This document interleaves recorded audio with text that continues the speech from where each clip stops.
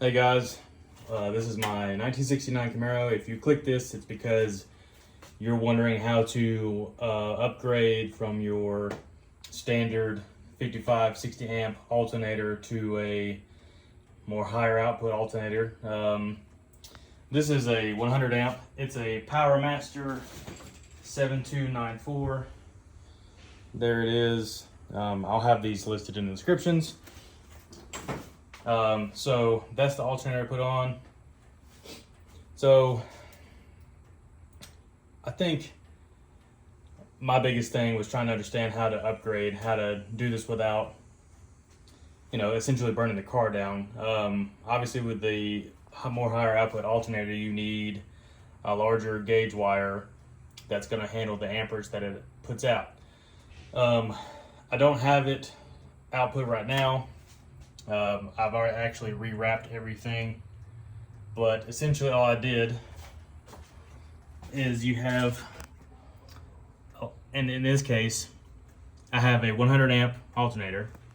I have let's make this, there it is. That is a 8 gauge wire that is ran all the way around through my wire loom, all the way back across, back down and around, through here, and then actually connects back up to the bus bar right here. That's it right there. So as you know, your bus bar gives you power everywhere. This was actually a idea that I found on I think it's Mad Max or Mad Electrician's website, excuse me. They don't operate through an online purchase anymore. You actually have to call and buy their kit. I'm gonna save you some time just by go ahead and telling you can just buy a red 8 gauge wire and just run it from your alternator and around and back around like I did. You do not have to lay this out exactly how I did, but obviously you need to go from your alternator back to your bus bar location here.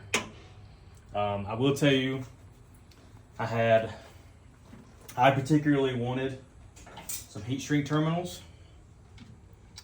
for 8 gauge wire. I got those from Wiring Depot.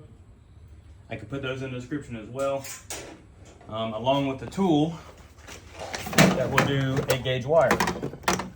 This will do, as you can see, every standard gauge of wire. Anything bigger than this, you're gonna have to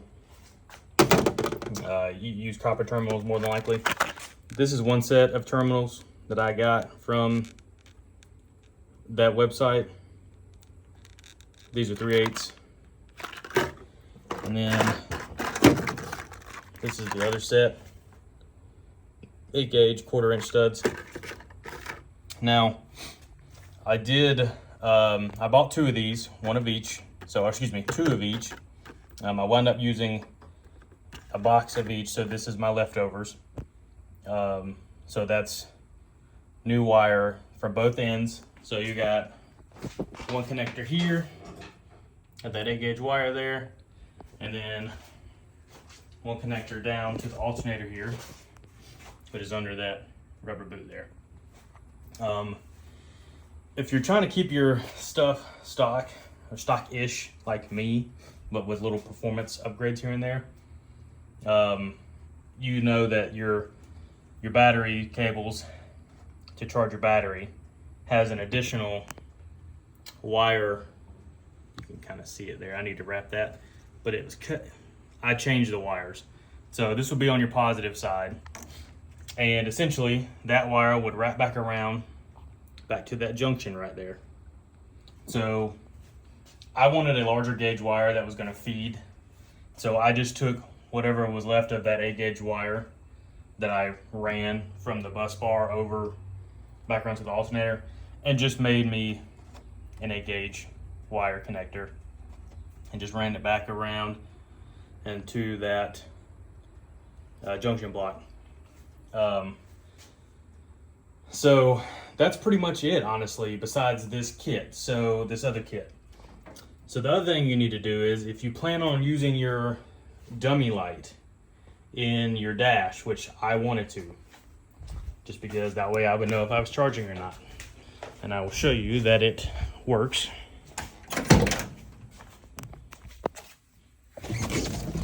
So key is off, key is on. I just got back from my drive, so that's why my fan just kicked on. But as you see, my light, my idiot light, dash light, does come on with the key and does turn off when I start the vehicle. So if you're like me and that's what you want, you're going to want to buy this kit from Summit. So obviously, with a more upgraded alternator, you lose the external regulator. This obviously removes that. So the external regulator for me, I'm assuming for everyone else as well, you just sit right here. If you look, if you're seeing, sorry I can't do this with two hands, excuse me, one-handed. This is now in place of the voltage regulator. So this is your voltage regulator connector here. And what this pack does, it essentially jumps the wires from the connector to each other. I seen this idea from another video that I seen on YouTube. And this allows you to retain your dummy light, dash light, whatever you want to call it, in your dash. So essentially, you don't have to buy this kit. You can honestly just jump the wires. So it's, depending on the orientation, how I'm looking at. But you're essentially jumping this first one and the last one, and then the two in the middle. Obviously, if I can get a better view there, your two in the middle, so I think mine's done turn yellow, but I'm assuming it's white and blue, is the wires that run to your alternator. That gives you your dash light. So one's your exciter wire, one's the other wire for the dash light. My wires were cut at some point and were ran short just across from there to over here. I have since then ran them back around, back over the top of the block and back down to the alternator again. So that junction, that jump block, if that's what you want to call it, comes with that, and then this pigtail for your alternator. So if you were to unsleeve that a little bit, you see I have my wires that are kind of laid in there, and then it just connects there. So as I said, those two wires are ran back around into that jump block. So you're getting rid of your external regulator, but you're retaining the dash light in the car. That was the biggest thing for me. So sorry I don't have a way to do this, to show you guys how to do this, so I'm just doing a video how to explain it, how I did it. So again, to reiterate, you want to get you an 8-gauge wire, depending on your amperage. I have a 100 amp alternator that's at top speed, it's like 112 amps at top speed. You know, it'll tell you that when you buy the alternator.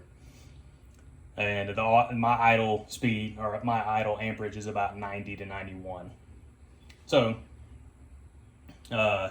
depending on your amperage, if you're wanting just to quick do something like how I did here, you can buy the alternator I did.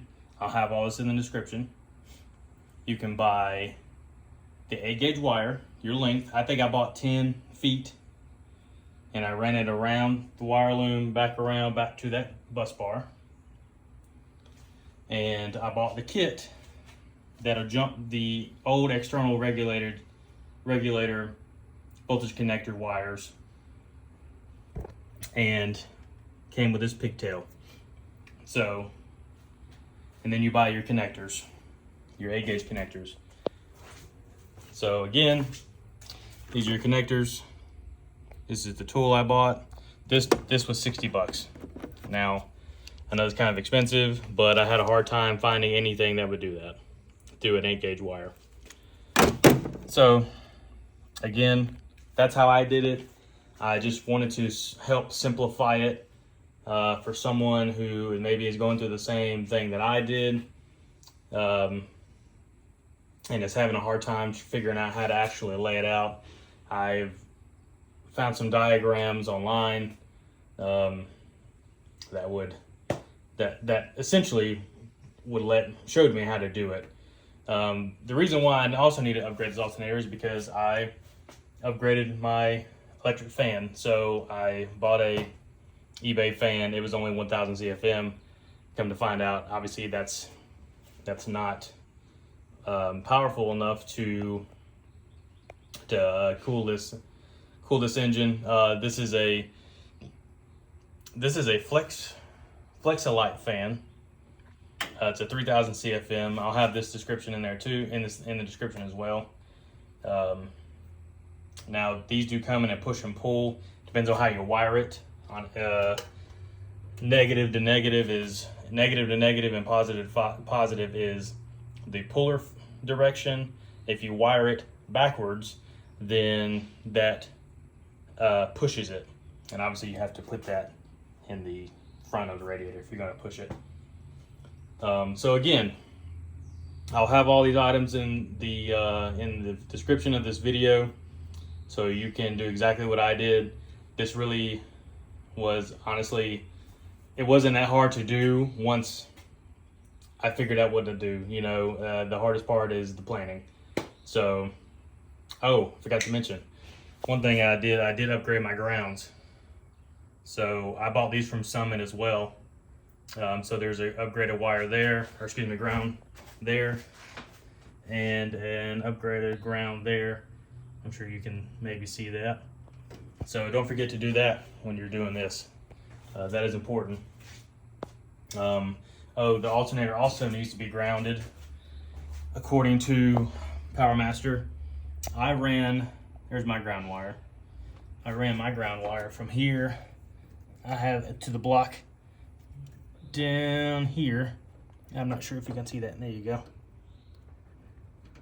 There you go. There's my battery cable. So there you go, guys. Hopefully that kind of lays it out for y'all if you're having a hard time like I was trying to just picture how to do all this. If you have any questions, you can just write a message down at the bottom, and I'll try to respond as soon as I can. But other than that, thanks for watching this video. Sorry it's a little long, but I wanted to describe everything as the best I could. You guys have a good one.